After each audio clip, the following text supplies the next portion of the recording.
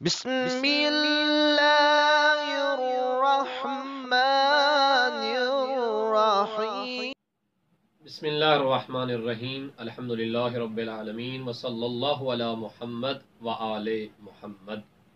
یا علی مدد علیہ الصلاۃ والسلام۔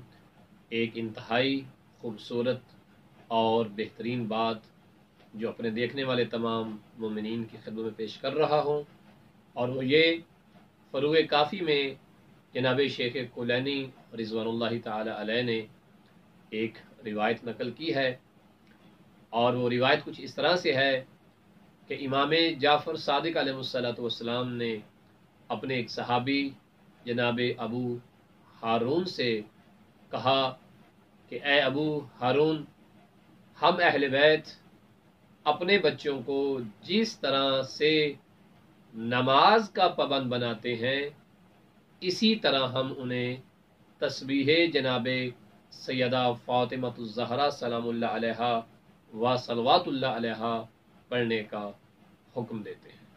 لہٰذا اے ابو ہارون، تم بھی تسبیح جناب سیدہ فاطمہ زہرا سلام اللہ علیہ پڑھا کرو۔ اور پھر فرمایا، جو شخص ہمیشہ تسبیح جناب سیدہ فاطمہ زہرا سلام اللہ علیہ و صلوات اللہ علیہ پڑھتا ہے، وہ شخص کبھی بھی بدبخت نہیں ہو سکتا، وہ شخص ہمیشہ خوشبخت اور سعادت مند ہوگا، اور اسی خوشبختی اور سعادت مندی کے ساتھ وہ اس دنیا سے رخصت ہوگا۔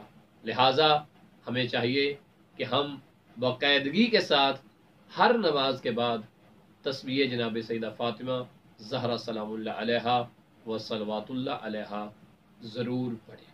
وصلی اللہ علی محمد وآلہ۔